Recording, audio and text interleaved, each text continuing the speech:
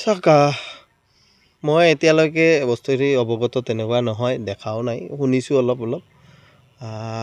মই শুনিছোঁ যে সঞ্জয় কীৰ্তনীয়া নামৰ ব্যক্তিজনে মোৰ নামত কিবা এটা অভিযোগ দিছে, মই তেওঁক ধৰি ৰাখিছিলোঁ বুলি, তেওঁক মাৰপিট কৰিছোঁ বুলি। আচলতে মই যদি ধৰিয়ে ৰাখিছিলোঁ, তাক মাৰপিট কৰিছিলোঁ, সি পলাই হাৰিলে কেনেকৈ? আৰু মই যাক ধৰি ৰাখিম সি পলাই যাব নোৱাৰে কেতিয়াও। এতিয়া তেওঁৰ মোক কৈছে তেওঁৰ মাটি সম্পত্তি লিখি লোৱা। এতিয়া তেওঁৰ মাটি সম্পত্তি তেওঁ কাক লিখি দিছে? মোকতো লিখি দিয়া নাই। মোৰ হাতততো তেনেকুৱা লিখি দিয়াৰ কোনো নাই, মোক লিখি দিয়া নাই। কাক লিখি দিছে মই নাজানো ঘটনাটো। এতিয়া তেওঁ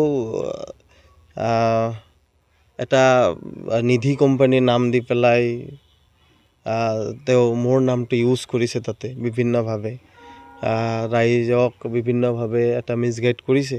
মই এজাহাৰ দিছোঁ। তেওঁক মই কেইবাবাৰো ফোনো কৰিছিলোঁ। হয়, এইটো কথাও সঁচা কথা, তেওঁক মই যে গালি গালাজ কৰা নহয়, মই গালি গালাজ কৰিছোঁ, কাৰণ মোৰ নামটো ইউজ কৰিছে। মই এজন বিধায়ক হোৱাৰ পিছতো মই গালি গালাজ নকৰা নহয়, সেইটো মই কৰিছোঁ। কিন্তু যেতিয়া এইটো অভিযোগ দিছে তাক মাৰপিট কৰা, অমুক তমুক, তেওঁক মাৰপিট কৰিলে তেওঁ কেনেকৈ পলাই যাব পাৰে? সেইটোতো সম্ভৱ নহয়। এইটো সকলোৱে ৰাইজে জানে ই পলাই আছে। ইয়াৰ সৎসাহস থাকিলে ই ওলাই আহিব লাগিছিলে। ই পলাই ফুৰি আছে, পলাই ফুৰি ফেচবুক যোগে বা ভিডিঅ' বনাই মিডিয়াক দিয়া, এইবিলাক কিয়? তেওঁ ওলাই আহক আইনীভাৱে। মই শুনিছোঁ তেওঁ বোলে কৈছে যে তেওঁ কেছ দিছে। মই কেছৰ এতিয়ালৈকে কোনো কপি পোৱা নাই বা মই নাজানো।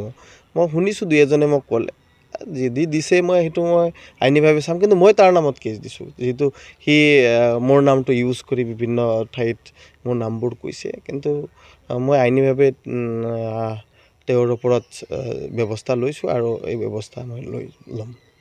তেওঁৰ অভিযোগ মতে আপুনি তেওঁক ফোনযোগে মৃত্যুৰ ভাবুকি দিছে বুলি তেওঁ উল্লেখ কৰিছে। চাওক, মৃত্যুৰ ভাবুকি দিয়া নহয়, তেওঁ এই কথাটো কৈছে যদি মই নাজানো। কিন্তু মই তেওঁক গালি গালাজ কৰাটো সঁচা কথা। এইটো গালি গালাজ মই কিয় নকৰিম? মোৰ নামত তেওঁ ভিত্তিহীন এটা আনি পেলাই মানুহৰ আগত বিভিন্ন কথা তেওঁ ক'ব, মইতো এৰি দিম তেনেকুৱাওতো নহয়। মই সেইকাৰণে আইনী ব্যৱস্থা লৈছোঁ।